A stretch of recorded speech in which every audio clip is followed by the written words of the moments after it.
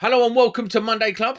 Tonight we are joined by the strangest person in the electrical community. I call her Doctor Strange, the Sorceress Supreme, Kimmy the Spark.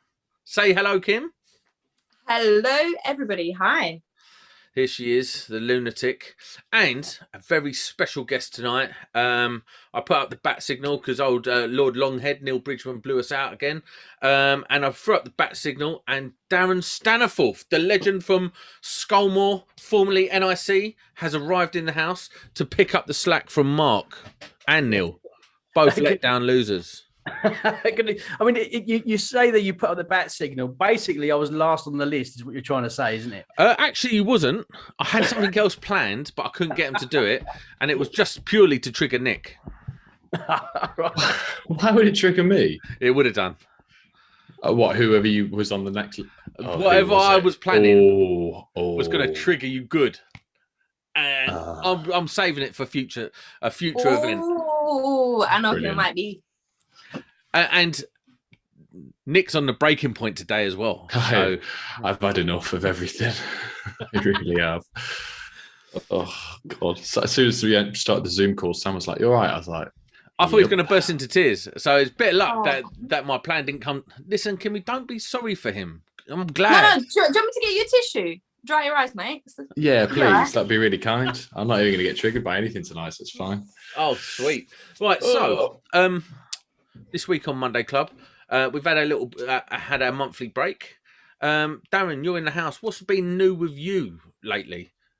Well, with me up at Skullmore Group, we're heavily looking at how we can reduce barriers to learning and to get out to as many people as possible. So we've got an amazing team that work on EGTE, as a lot of you already know. And not me, though. But every now and then you can't say no. Listen, I've never been invited in. There's a reason for that, Sam. Well, it's because I'm a nobody. And that. Sorry. But we're trying to see exactly what stops people learning and understanding more. And we believe that we can probably do a little bit of helping people by learning online, which is a lot of way things are going now. Also, just trying to make sure that things are CPD'd. Now, we've gone through a process of, in the past, delivering very specific talks on some of the products, but now we're opening it up to look at standards more than anything else, to try and help and support contractors understand standards and then product, so that they get a better understanding of both. So we're looking to do that. We're launching it internally, hopefully at the end of March, and then it goes, hopefully we flip the coin and it comes customer facing at the end of this year. Whoa. Listen, this ain't an advert for Skullmore. But furthermore, I do want to know, what is it going to be, like an app or like a web portal or something like that? Yeah, very much web enabled. So again, however you digest that across any tablet, any mobile device, or any laptop or anything you got, you'll be able to get hold of it. So if we're coming up with content, you will be able to get hold of that. So like I said, it's going to go internal first for the guys, so that our external sales team over at Skullmore Group, be it with ESP, be it with Unicrimp, or be it with Avaya or whoever, they can get hold of it. We can test it with them before we release it to you guys. So what's the end goal for Skullmore? Listen, I've done the maths, yeah? And you lot have spent a fortune over at SGTV. What is the end game? Where are you going with it? I think what we're trying to do, and the communications that I've had definitely coming from the top, is we really do believe in trying to add as much value as we can to someone, identifying our product as probably being some of the best to fit, and then going out and actually fitting it and all the added value that comes with that. So I'll give you, for instance, we've got an amazing team over at Unicrimp that look at purchasing and should they know about buying earth electrodes. And if the regulations point towards earth electrodes as a method of installation, then we will not only supply them with earth electrodes, but the idea of me and my team is that we come up with some content that would allow you to fit them correctly, test them correctly, and then ensure that they're going to be okay for the end user. So that's my team, and what we take care of, working in line with the purchasing, is really guiding us which way we're going to go. So basically, domination of the electrical industry. Yeah, it's just after that we're going to take on the world, mate. Yeah. Nico, what have you been up to, bro? Honoured again, you've asked me, mate. Normally you skip me out. Well, I know what I've been doing. I've been playing in my unit today because Adam's at college. Well, believe it or not, it was actually because it's now actually coming together. So I sent you that picture the other day, the podcast bit, didn't I? Yes. And Mate, so very Adam, jealous. yeah, sorry. And so finally, I spent the weekend there with the kids. So it was actually quite funny. My other half was painting. So I was like, I'll get the kids out. And in the first lockdown, for no reason whatsoever, I decided to buy a full-sized bounce castle for no reason. And it was soaking wet. And I thought, I could do with drying it out because the last time we had it up was like before Christmas. It was sopping wet.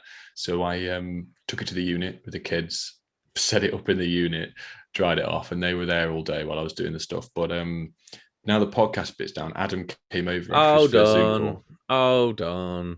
Oh. Listen, this is how Bundy lives. I put a bouncy castle up in the kids from in my unit. Yes. Like, I think is me and my other half are so impulsive. Like we work really well together sometimes because we just go, we get an idea, we go, yeah, sod it, let's do it for no reason whatsoever. Like we do quite a few things. Yeah. It's just, there's no regrets. Like genuinely, if they want to do something, I'll just do it. And same with her, the kids. I'm going to say, I'm going to jump off a bridge with no parachute. Probably not that far, but yeah, I just waste money to a point. And I get that. A lot of people say that. Yeah. But but Adam turned up for his first Zoom call at college, and he has to fill out all of his things of risk assessments, and then make reference jobs of what we've done and what we did and what we used and what we got it from and all that sort of stuff. Sorry. And he sat down. We sat down at the table together, got the lights out, went through it all. He was there for about 2 hours, and he looked at me and went, "This is looking pretty good now, Nick." I was like, "Yeah, don't come here again on a Monday. This is my time." And other than that, we knew would happen with the EICRs. We've just had an absolute surge of, it's April next month, and I've got so many to do this month. Like it's the first month that I'm going to earn a lot of money from it, but I just don't want to do that. I just want to get this month out of the way because I can't be bothered with it. What remedials are you getting on that then?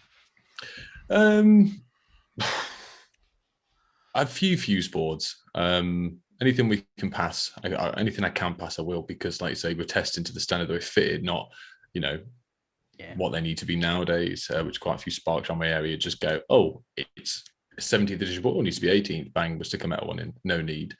But most of the time, we've changed a few, quote for a few rewires, but sometimes we're just sticking in class 2 fittings everywhere and just upgrading a bit of bonding here and there, but nothing major. But it's more that we're turning up there to do stuff, and the customer's like, "Oh, why are you here? Can we have a few extra sockets?" You're like, I haven't got time. But yeah, we'll get this. What thing is, if we find anything, we'll have to just push everything till April anyway, because I don't have a spare day. But yeah, it's all right. I've just been busy, just paperwork and this and that, and playing on bouncy castles. It sounds it. So you're flat out. Yeah. Well, there is a question fun, actually. Yeah, Darren, I wanted to ask, because obviously you're former NIC, aren't you? Yep. So what is your take on electrical YouTubers? Do you think it's beneficial? Do you think you just look at us and go, why? What are you doing? Because it's always interesting me, because obviously when I first started doing it, Napit approached me and I ran through it all with them, and they were like, "Oh, right, okay, yeah. But obviously you're showing a lot of stuff and you're teaching people whether it's right or wrong, and what's the sort of standpoint from you guys? I think if you look at the hierarchy, that then in the past there has been senior managers that were quite wary of where YouTubers were going, and they wanted quite a distance between the logo and them. But now I think if you look at the associations, then they're more open to what you guys are doing. The fact that you've gone out there and you've been successful at it, which you undoubtedly have, means that they're obviously looking at it again and saying, we probably want a bit of that. I think you're in the driving seat, actually. I do have to say that. I think the fact that they didn't embrace you at the beginning means that you are definitely, you've got the tuck on them. So So I think it's probably down to you to decide how you want the relationship to work rather than them for once. Yeah. It was just to see what I've always thought back in my head with, the other guys and myself. I think I'm the only one that's with NAPIT. I think the other guys are with NIC, but whether or not they're sat in the background going, "Oh, I wish this guy would just stop doing this," for no reason. It's just because obviously I don't think there is any of that. I mean, I used to have some really quite tussles with senior management when I was there, saying, look, we should be getting out there and having a YouTube presence, showing people how to replace a socket, how to replace a light switch, a light. And the battles that came down was, we do not tell people how to install. We want them to go and choose our registered contractors for that. And I understood that challenge. And what my preference was to say, look, this is a double socket. This is, if you want to change a normal white for a nice chrome one, these are all the things you should be doing. And in that journey, hopefully I would have put nearly majority of people that were watching that off.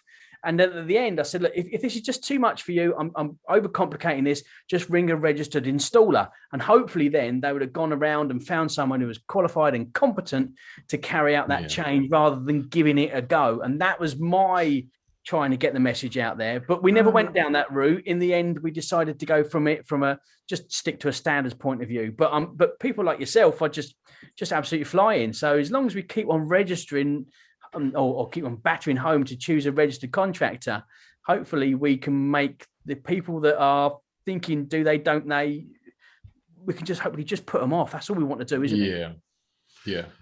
Yeah.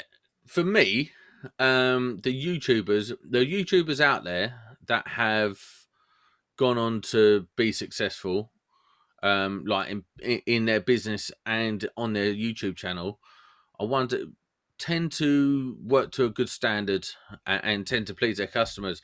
Because there's been a few times where Nick's messed up and he's been called out and stuff like that.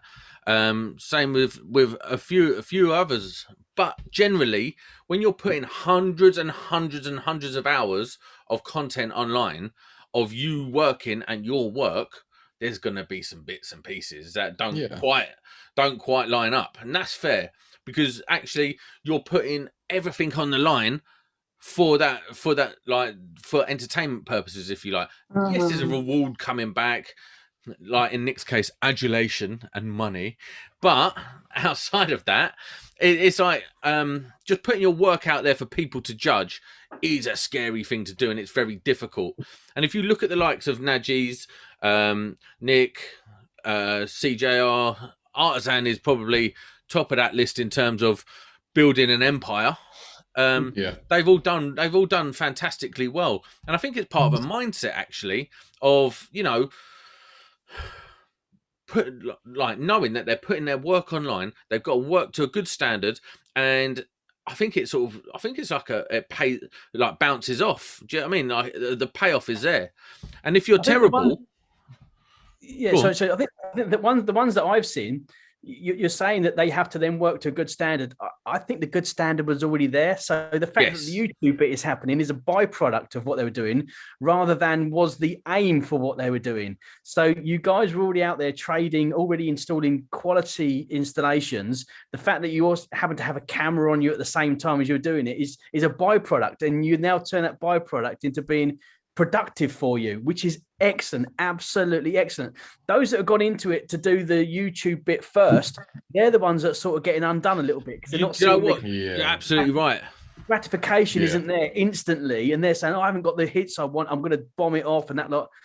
That's the thing for me. You're already out there, you're already doing excellent installations, installing Skullmore stuff all over the place, which is absolutely brilliant. Listen, customer information, listener, viewer information. This podcast is not sponsored by Skullmore. We got lumbered. No, I mean, in fact, the reason I've got this on is we haven't got the heating on at the moment in the Staniforth towers, so it's the only reason it's on.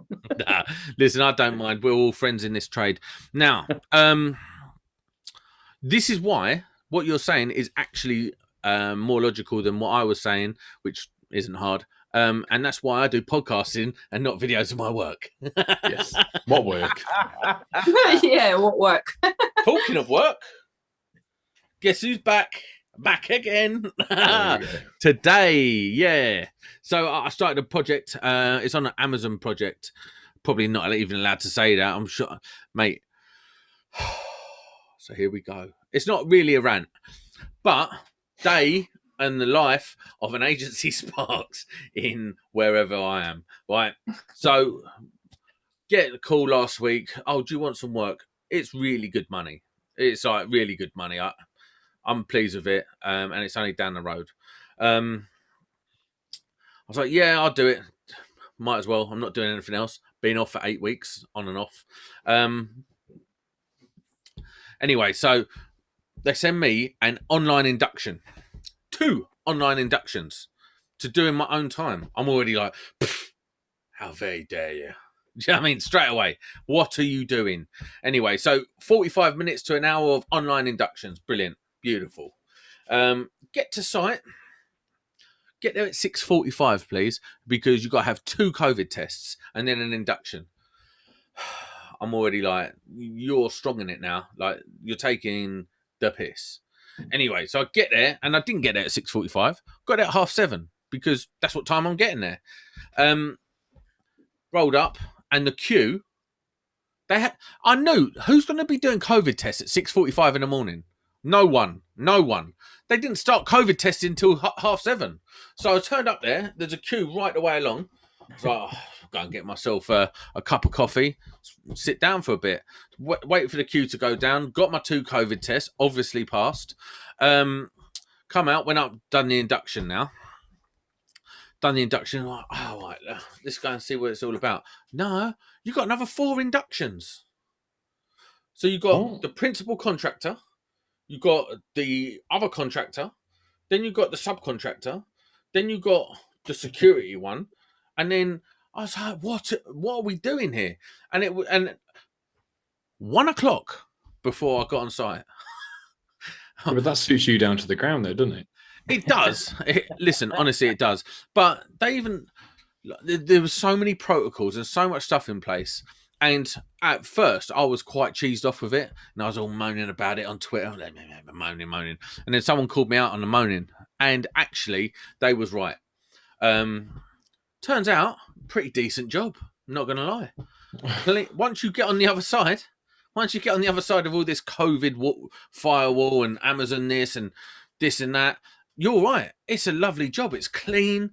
It's nice and fresh. Everyone's friendly. It's easy work. It's just like, this is first fix containment on conveyor belts. It's a nice job. Really nice. Decent dough.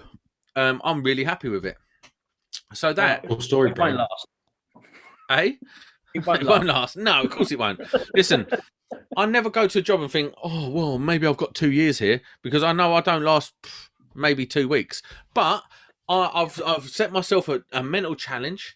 What is your longest employment? Appointment? No, employment. Oh, employment. What's the longest you've ever survived on a job? A year, 18 months, something like that. A year. Wow.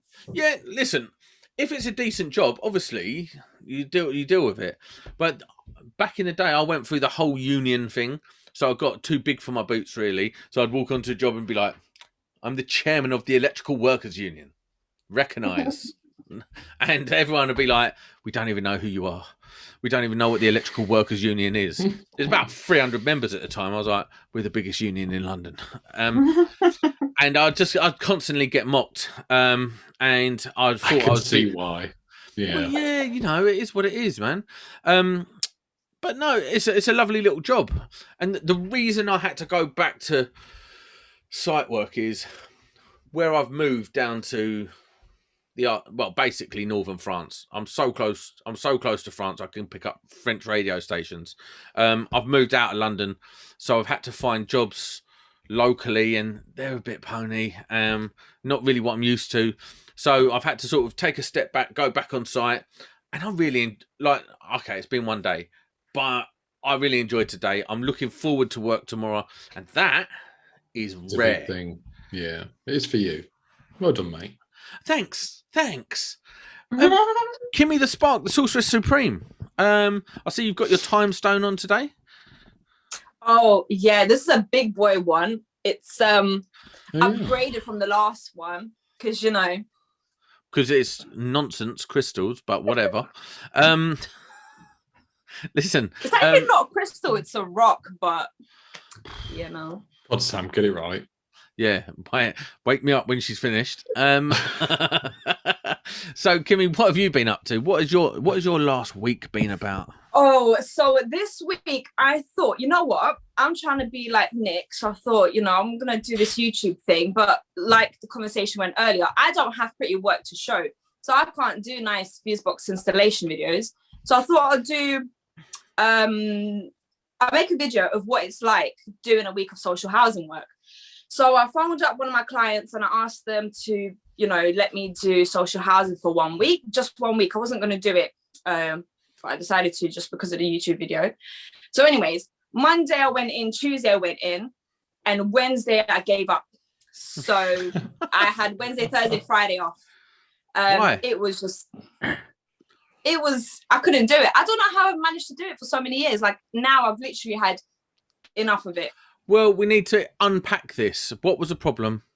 The problem? Obviously this is all on my YouTube video if you want to watch it. But I'll summarize. So Wednesday, they sent me my jobs. And imagine they gave me 3 tests to do, as well as one of them being pretty much a pot rewire, changing like 5 lights, smoke alarms, doing like a cooker circuit. It was ridiculous, as well as 3 tests, right? And on top of that, they send you emergencies. So I said to them, that is way too much. I'm not doing testing for the ridiculous wage that you guys pay me. So I asked them to change the jobs into just simple day-to-day jobs. So then they took the jobs away. They sent me a list of jobs. And the first one was extra long ladders required, meaning literally triple ladders. And I'd be working by myself to change a floodlight on top of some building. And I thought, I'm not getting on a ladder by myself. So I said, you know what, I'm not coming in. So I just literally put my phone on charge downstairs and I went up, came down, there was like 20 missed calls. And I was like, yeah, I'm sorry. I'm not doing that. Can I ask a question? So I've obviously never done social housing. So who gives you these jobs? It's not an estate. Is it an estate agent or? No. So at the top we've got like the council. They give their contracts out to the big contractors like Mears and Waits. They're like the big boys that get it. And then because they can't handle all of the work, what they do is then they contract the work out to smaller contractors, and then down from there it gets sieved down until basically the guys at the bottom who actually go out and do the jobs, which is I guess myself in this instance. Right. So I get these jobs from contractors who have the contracts with the housing associations and the councils. Right, okay, that makes sense. So yeah, that's what I did with my week. I managed to do 2 days, but that was enough for the YouTube video. The rest of the days, what did I even do? Oh, I done a little photo shoot yesterday because I'm only an electrician part-time. Obviously, I get money coming in from other sources. So I done like a little cute photo shoot yesterday. What? And that's it. I never knew this. What? This is new information. New information? What? Do you guys think I survived buying all this expensive stuff, doing social housing on $120 a day? I don't know. This itself costs like £100. It's like a day's wage. You know what I mean? Like I can't afford this lifestyle on a social housing wage. I don't know. Obviously, you guys haven't seen my YouTube video, but I talk about the prices that this work pays. I do social housing for the fun of it. You guys think I'm ridiculous and I'm crazy. Fair enough. However, I never said that. That was Sam. I just do social housing. I don't want to cast a spell on Skirt. No spells for Nick. Let me get my wand out. Magic wand out. But yeah. I'll get mine. No, don't say that. So what do you take photography business? What do you take pictures of? Oh, I just do a bit of everything. I've got a whole list of things that I do on the side of being an electrician. What? Yeah, because I watched I think I watched it was your first video on YouTube when you were with your mate. Oh, and go on. The lads there. Yeah, because she did the yeah. Honestly, mine nearly walked in a minute. When the green screen's behind me, I can hear the door open. That's why I leave one ear out, my headphones. And I've had it before where some fingers have come around the green screen. I'm just like, don't. Do you remember, was it one of the first ones we did when my daughter walked in? She was on the podcast for like 2 minutes, wasn't she? Do you remember? Yeah. But yeah, Kimmy. Yeah, sorry, my son just came in telling me that somebody said the F word. And I was like, oh, sorry. Oh. Oh. There you go. But anyway, I'm back. Yeah, your first YouTube video, you mentioned when you did that graphic design and everything like that, didn't you? Oh, yes. I don't know if you guys have seen, I sometimes post these little graphic things on my Instagram where I've got a JCB drill, but I've designed it to look like my colours, and CK cutters that look like my colours, and a pair of Nipex pliers. So I did that while watching a film, just bored. So obviously I've got people that reach out to me. They're like, can you design this? And I'm like, yeah, sure. Send me an invoice. Or sometimes I'll do it for free if I'm bored enough. So yeah, this electrical thing is only sort of for the fun of it part-time because I love it so much.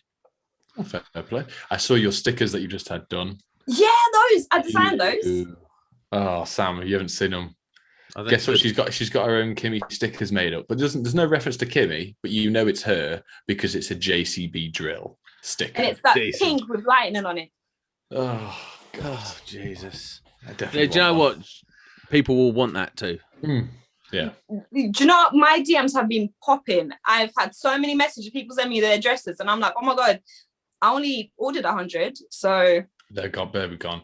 I ordered stickers as well, but I couldn't keep up with it, so I ended up just saying no to people. And this is what Chris said to me, CJR. He said he just does them as giveaways because if you turn around as myself or him or a YouTuber and go, I'm doing stickers, who wants one? You could honestly post thousands and first class stamps. I was like, it costs a fortune. Well, don't send it first class. Well, what? If you're going to do it properly. Do you know what I'm saying? No, I'd send it like just don't do it 15th class, like a brown dirty stamp that you get off the bottom of a tramp shoe. I'd be like, send them out, bro. I'll do it again at some point. It's just, it took so much of your time up having to letters. Oh, it was hundreds. And in the end, I just said I might do it for a bit. Well, that's the thing, because I travel around the country a lot. I thought I might just leave them in the boot, and anytime I drive past somebody's house, I'll just post it in and save money on the stamps. Going down the street. Do you ever work up here, my way, up the posh Where is that again? Midlands. Oh yeah, I'm going to Northampton on Wednesday, and I'm going to North Wales and Anglesey on Friday for work. So that's not the Midlands. Well, Midlands. Northampton's not far off. Yeah. And I was working in Birmingham like last week. Was it the week before? I was in Birmingham. Milton Keynes. So yeah, I'm around. She's so strange. This is why I call her Dr. Strange. Honestly. Birmingham. She's the sorceress supreme. Darren, tell me. Sorry, Darren. How did Jake coming over to Skullmore happen? That's a scoop, isn't it? I mean, I'm very lucky. I've known Jake ever since he entered the electrical industry as a young apprentice back at NIC, EIC. I was in charge of back then an apprenticeship academy, which looked to support a number of contractors originally in and around Bedfordshire and Northamptonshire. And Jake was one of them 10 that we took on. We put them through their training out at Bedford College, and Jake was one of the stars of that group. Are we keeping you up, Sam? Bro, I've been up since 5 o'clock, man. What do you want? Not used to this shit. I'm just not used to it. I don't know what to tell you. I'm dying. So I've known Jake for a while. I took him back on again and gave him another job at NIC, and he absolutely hit the floor running there. So it was a bit of a no-brainer for me when they said, look, you're going to need someone else to come and help you. It just seemed natural that if I could talk to Jake and say, look, this is where we're going to go. Do you fancy a bit about it? And he said yes, and he came over. So I was very lucky to convince him to come and join me again. And with the country opening up, I hope that me and him can be busy doing what we've normally done, which is support shows and events across the country. It'd be nice to have another event again, because I've only ever done Elex once. That was when done it once, yeah. Yeah, that was back in the day, like when me and Rick first started the podcast. I think we'd only done a couple of episodes, maybe 5 or 6. Yeah, it's been a minute since we've had an Elex or any sort of. Well, talking to the guys that run them, Hamerville, who look after it all, there is hope that at the end of the year there will sort of be one. I think for the last 4 months of the year they would like one to happen. So we're sort of talking September, October, November, December. They're hoping that there will be one a month dotted around the UK again. Where sort of Coventry, I think it's the nearest one to us. I think Coventry is one of the big ones of the year. That's a big one. That's the one we went to. Sandown Park's another big one. I think they're going to get a new one out to South Wales. And then whether they go down to Exeter or whether they go up to Harrogate as well, up to into Yorkshire there to see where they can go. They used to have them into Scotland as well, but the Scotland one sort of just tailed off a little bit.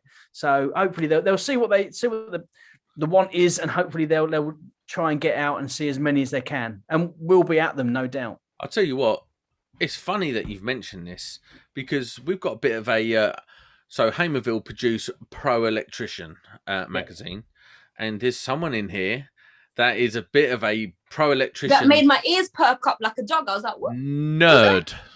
Nerd. Let's be fair, Kimmy. You a nerd with pro electrician. What's this? I don't know anything about this. Apparently, I'm the only one that reads all the magazines. I even get my wholesalers to reserve me a copy, you know. And I keep... Yeah, and I keep all of my old magazines after I finish reading them because I absolutely love them. So I've got a whole big collection of all the professional electrician magazines. Absolutely love it. I was going through them the other day, reading them again, and apparently no one else does that. And I posted a little Instagram poll, and out of all the people that answered, only one other person said they read it. I can't believe it. I was so upset. I think more people should get into reading that magazine. You've heard it here, Hamerville. I am She's your number one fangirl. Yeah. She needs some Pro Elect merch, I think. Yeah, get her on the front cover. They're a good team over there at Hamerville. Oh my God, that would be like a dream. Yeah. Darren will make that happen. Go on, Darren. Yes, it. Go on, Darren. Do your thing. Richard, the editor, is a really nice guy, and I'm sure he would love to hear what you've got to tell him about his magazine. I love it. I've got no other words. Big fan. What did I tell you about Doctor Strange out here? Listen, dear. I had a good weekend, by the way. I done my very first in-person podcast. Can't tell you about it, but I done my very first one. So that might be a thing now. I might be going around doing in-person podcasts. The next James English, Joe Rogan, you name it. I'm going to be the fat version out there, going out doing it. It's funny because I'm also doing that as well. It's a nice one, Sam. Yeah. Oh my God, me too. I'm also doing it as well on Wednesday. I'm doing the... It seems like everyone's doing this. Amazing. Darren, are you doing it too? No. Just say yes. Just say yes. It's not for everyone, you know. I've got a roofer coming on mine first, so it's not going to be an electrical podcast, but yeah. What? Why a roofer? What? Oh, he's the only one that was like, yeah, I'm willing to break all the lockdown rules and stuff. We can, you know. Well, I done mine correctly. We had COVID tests beforehand. We socially distanced, and we took all precautions. And I'm just waiting till lockdown's over. So if you're social distance, you might as well do it at home and just edit the videos together to make it look like you were in the same. No, because you're allowed to do it. Look, it's work. I'm a semi-professional podcaster. It's work. So I can own a pair of scissors. Darren, why don't you wow us with a technical topic? I know I've put you on the spot, mate, but let's have a bit of technical topic. Something that you fresh in your brain that you want to cover. I mean, I think the only thing that is coming up a lot at the moment is just what testing needs to be done on a replacement of an accessory. So it's not that amazingly technical, but actually delving into it and trying to find out exactly what is or isn't needed regarding requirements of BS 7671 it's been digging around. And do you need or don't you need? What test results do you need? And the bit that gets me is really depending on who you talk to. Is that for the minor work certificate? Is that what you're referring to? Well, again, it's around just simply taking a double socket off that no longer works, replacing it with a new double socket, has to be a Skullmore double socket. Obviously, you have to. There we go. I get a pound every time I mention it, guys. So you got to give me that. We should. What testing needs doing, and what certification needs to be issued? None, surely. Well, for a replacement of a. Obviously, you put in your Martindale Bosch straight in, make sure it's all right. No, I mean, you can test it. You can do a ZS on it, but surely for a certificate of minor works, it's not a change of circuit. It's an accessory. So interesting you say that. I used to work for this company. I've mentioned them before. Proper rubbish company. But if you even changed a light bulb, they wanted to test it. Yeah, same for most of the housing associations I work with. If you change a 28-watt lamp, take one out, put one in, you've got to give them a minor work certificate. It's crazy. So you're doing you're doing the ZS reading for changing a bathroom lamp. They want it, otherwise they don't pay the invoice. So do you know what most of the people do? I'll let you figure that one out. ZS, give me a number between 0.10 and 0.37. That's what they do. And that's when it becomes tricky. Yep. Job done. Here's your minor work certificate. Yeah. Surely, I mean, who's coming up with this? Well, we've had a number of requests from different people, really, and I think it is all to do with probably what you're finding at the minute is people are trying to upskill people, so they're seeing, do they need to go for the full extent of a qualified and competent electrician, or can they upskill their existing workforce to be able to do replacement of accessories and the like? So they're coming to manufacturers because we're offering sorts of training now on just how much training do you or don't you need. We're talking through what this is how you safely remove it. This is how you safely install one. But they're coming with a lot of knowledge anyway, or they're being told a lot of things, and they're saying, now, where do I do this, the testing? Do I need to go on a testing course to be able to do this? Do I need to fill out a certificate? Does that mean I have to become registered with someone such as NIC, EIC, Electra, or NAPIT? Do I need to go through that route? So it's about understanding of and dispelling a lot of myths more than anything else, to say, look, what you're doing clearly is maintenance. It is not installation work. Therefore, it is outside of the scope of BS 7671. So a lot of people say you must issue a minor work certificate. There's nothing to say that you must do it. And that's the word, the must. You don't need to do it. There is only a requirement perhaps for my old friend, Tony Cable, bless him, he used to call it Latin. So rectum protectum, just to protect your own arse. I was going to say that. I was going to say it. Arse covering. Massively. Yeah, that's so I think it would be absolutely right. I mean, there is a little bit in health and safety legislation that you can prove that the installation is no less dangerous than what it was before you carried out the replacement. So a lot of you are identifying now, maybe polarity ZS before, polarity ZS after. You could record that on a job card. You could record it on an invoice. You could, as long as you're recording it somewhere, so where it can either be referenced later on or referred to later on. That's all it needs, because it's maintenance work, not electrical installation work. So it's outside of BS 7671. So that's where the training hones itself down, really. But it's surprising, really. That's the one that comes to mind, because so many people are coming to us with this desire to be able to replace accessories, but they're already coming with myths. I need to do a full test. I need to understand this. I need to understand that. And if the circuit isn't okay, that mean I can't exchange the broken accessory. So there's lots of myths that are out. Well, that's an interesting subject. If the circuit is not okay, should you replace the existing? I'm so tired. The existing I can answer this. Socket. So, from my point of view, even if it's not, let's say you've got a smash socket or you've got a pin hanging out of socket, which I did the other day, if you turn up to the job and you've made it safer by the time you've left, even if the circuit's not okay, but that accessory is then changed to something that's safer than before, then yeah, you've done your job. Yes, as electricians, we should fix the circuit or isolate it, but if someone's turning up and fixing something and making it better by the time they've left, then yeah, they're doing the right thing. Absolutely. I think one thing that we would always say is, again, that rectum protectum term comes out here. Do your job, maybe make some notes of what readings you were getting before and after, but also on there, because effectively you are the person that understands the installation more than what the homeowner does or something like that. at that point there, you need to start documenting stuff and saying, look, I have done this. The installation is now considered safer. However, while I was there, I also noticed that you were getting higher voltage readings or lower voltage readings or a higher ZS than what's normally anticipated. Document that, because that's your only get out of jail card, really. And that's where you would hand it to them and say, look, you are the duty holder, the homeowner. It's your job now to get something done. I am notifying you in writing. There are calls to get the homeowner to also sign the document to say they understand for it. Chances are you're never going to get that, are you? Let's be a realist. You can ask them to sign. Can you sign this to say you understand it? They're not going to do it. But at least you're doing something, which is better than nothing. Yeah, I think that's just quite savvy. If you come across a problem, you've got to let them know. You don't just go, "Oh, no harm, no foul."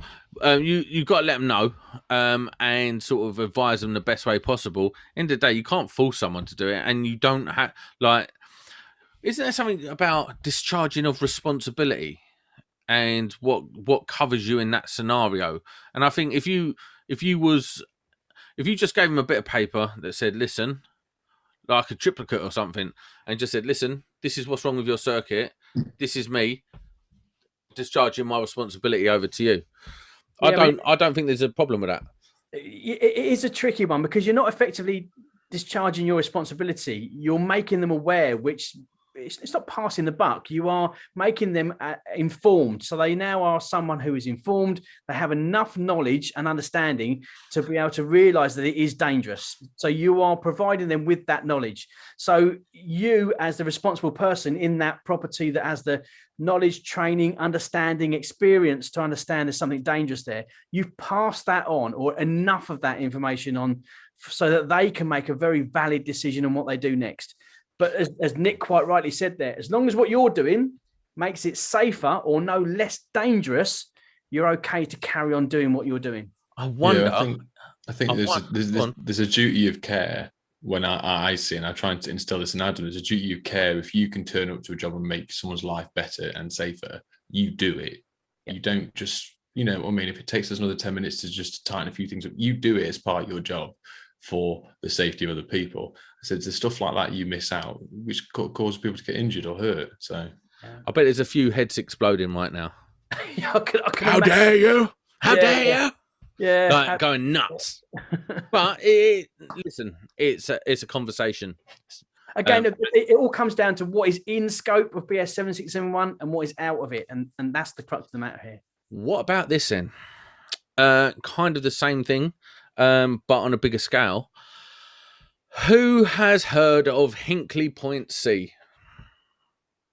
It's a power station. Is that a rapper? Oh, I thought it was a rapper. Idiot. It's a power station. And it's a new power station being built. And they've worked with who is it? Darren, you know all about this. I know you do. You look like you're bursting to tell the story. It was going to be funded by Chinese, but the Chinese decided to pull all the money out of it. So I think it's a French company now that it is. This is years old. That news, wasn't it? I remember this on the news years ago.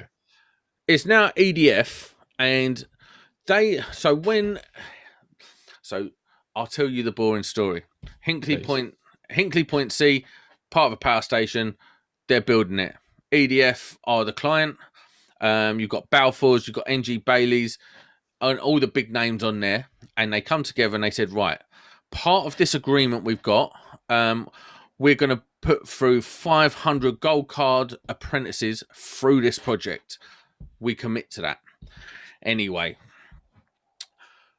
fast forward to this year, they've reneged on that, and they brought out a new qualification, and it's called the electrical site operative or install operative, something like that. I know what you're on about. I saw someone on the Facebook forums when there's a guy protesting outside.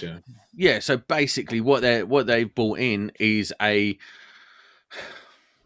quick training course on how to install basket, tray, trunking, ladder rack, and pull the cables onto it. But there's also some tricky little bits of information within that document, so they can pull cables anywhere from 1.5 to 200. Do you know what I mean? So they're basically going to be doing the install. Well, the worry is you're going to have a load of people who've done a 2-week course to get this ticket to get onto this site doing electricians work. And then that will sort of seep out through the industry, and this course will become the mainstay of electrical installation within the sort of probably more commercial sector. Yeah. Now,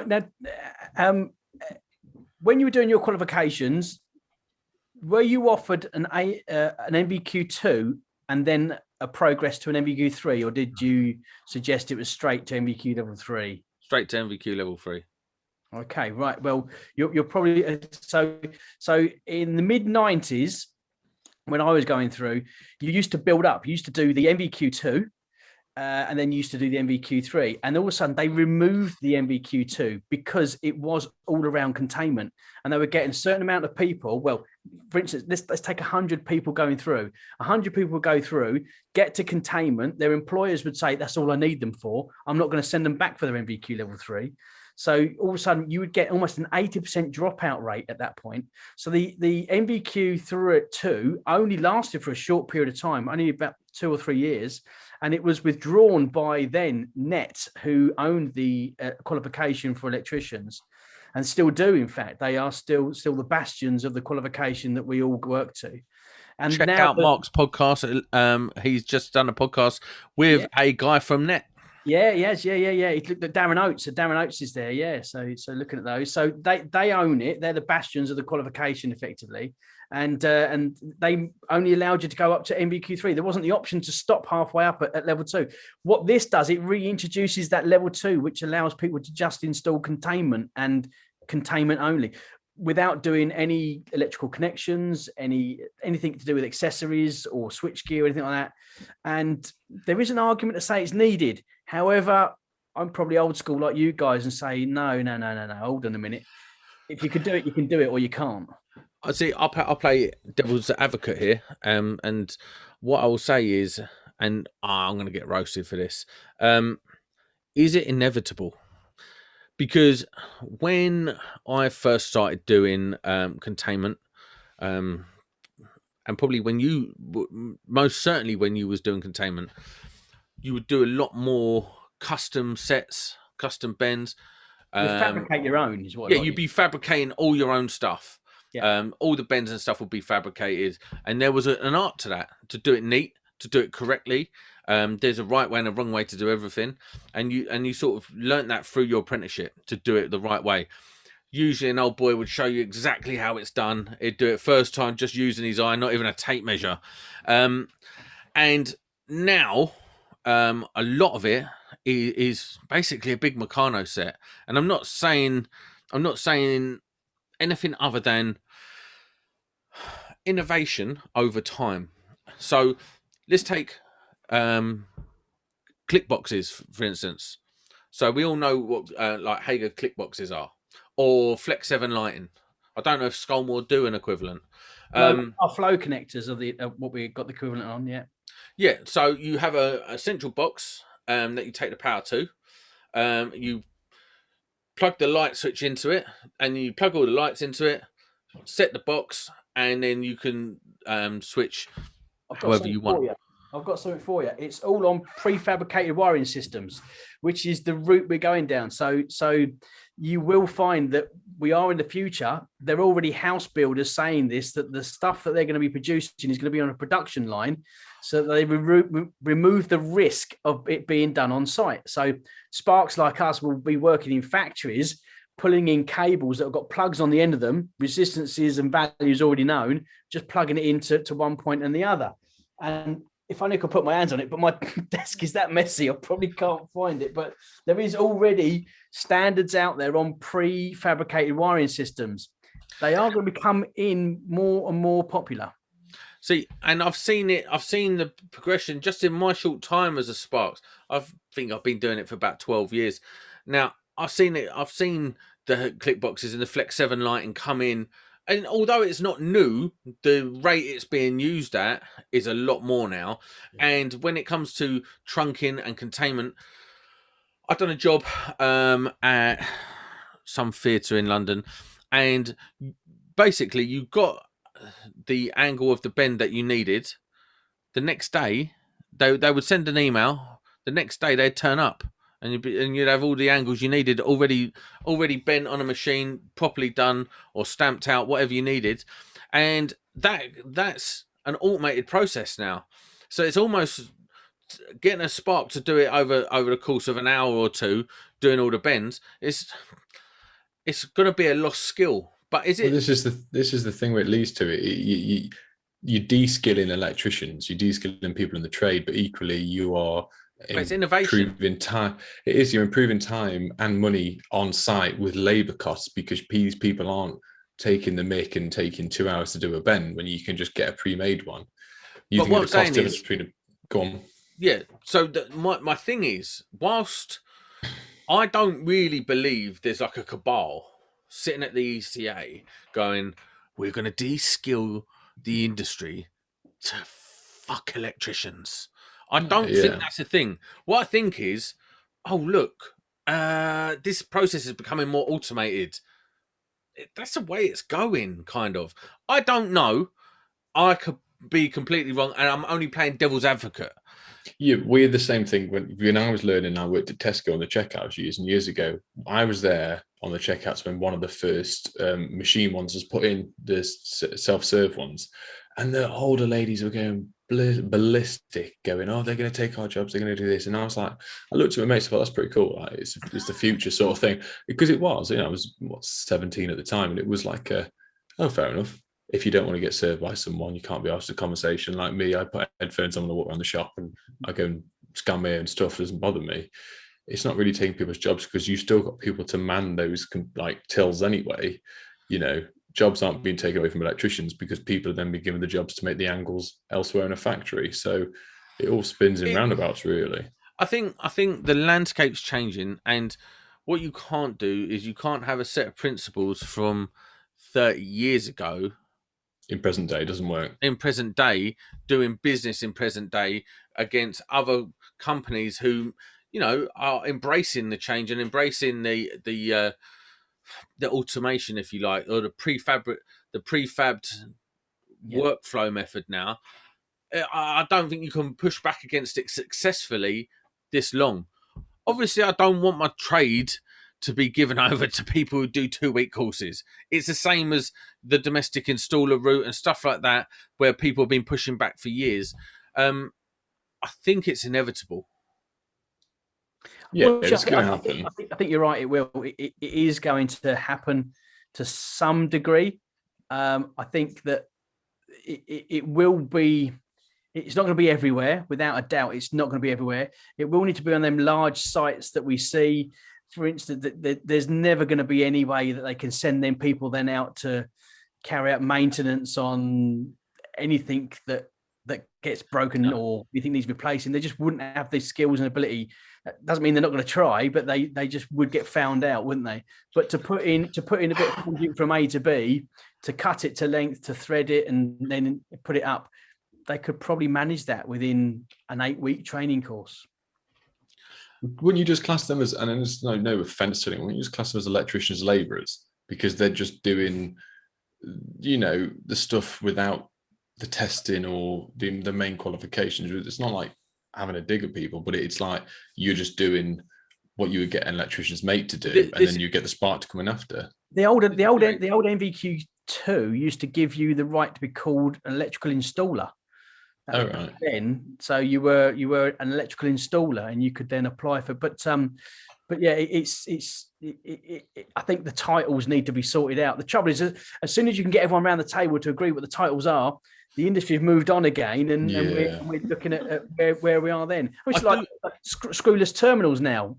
Everyone's using them, aren't they? Yeah. Mentioned that 5 years ago, everyone would have gone mad. I'm not doing that. I know how tight it needs to be. Whereas now we're just trusting the manufacturers, aren't we?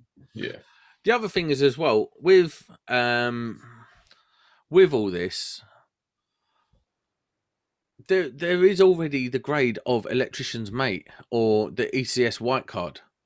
With an ECS white card, you can pretty much walk onto a commercial site and end up doing an electrician's job.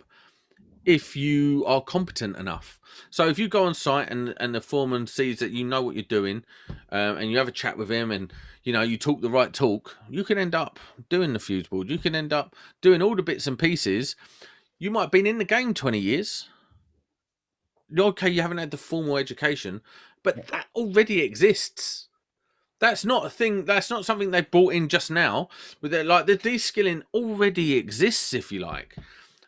I mean, I could take Nick on site, and he could work as an improver or an electrician's mate tomorrow.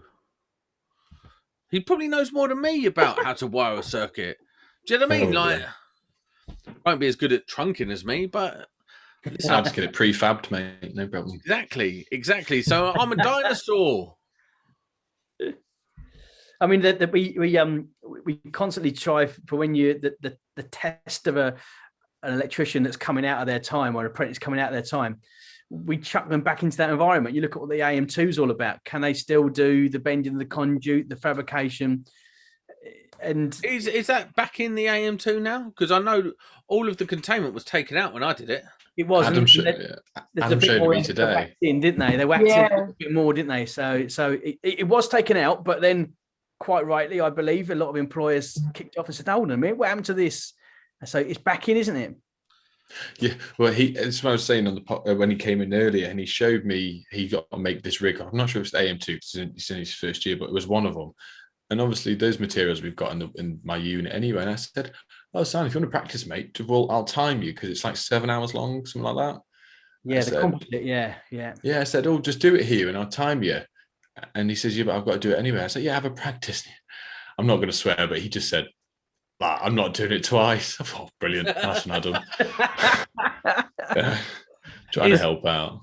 Do you know, it's good that they brought it back. It's an essential part of being an electrician is being able to do the containment. I think you can do the one without, and I think there's the other one where you can choose to do it with the AM2S. That's it.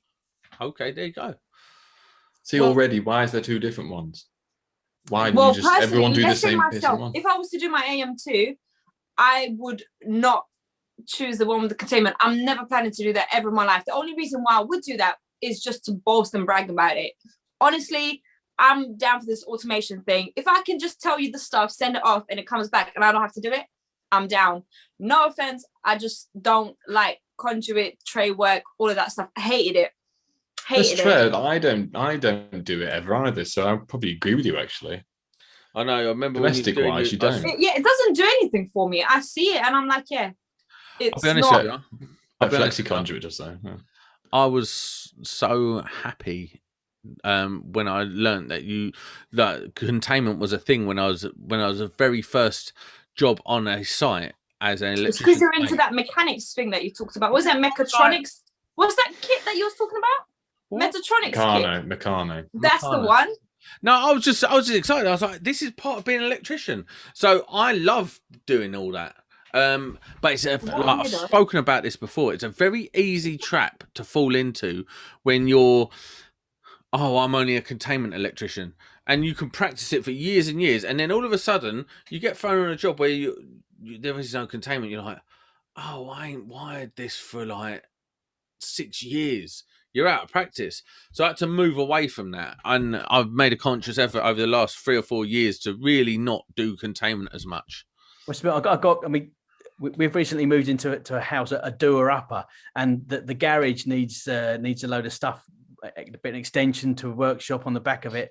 And I got excited by the fact that I could put some trunking up and some metal conduit down to it. It's been a while since I've done it, but I got quite excited by it. So, what did you say? It's horses for courses. What did you just say? Did you say conduit? Yeah. That's not a thing. Conduit. So yeah, I put some of that up. I've got some of that on order. Yeah, some galv. They only do galv now. What happened to black enamel? I know, right? They do stainless steel as well. I found out the other day. Oh, I know. Yeah. What? So, all for the swanky kitchens that everyone's having fitted nowadays, isn't it? Okay. Yeah. I feel like we have brought this full circle to a natural end. Darren, I am very grateful to you tonight. You've brought some insightfulness that we would have missed, certainly without Mark. So you have filled in fantastically for Mark in the only way you can. Obviously, Kimmy... let him say Skullmore one more time. We get another £1. Yeah. Go on. I think I broke £5 if I say Skullmore one more time. So here we go. There we go. So we've got my fiver. Thank you very much for inviting me. Although I know I appreciate I was way down on the list, but I really do like to enjoy a little bit of time with you guys. If there's ever the need, just mention it, and I'll make myself available again.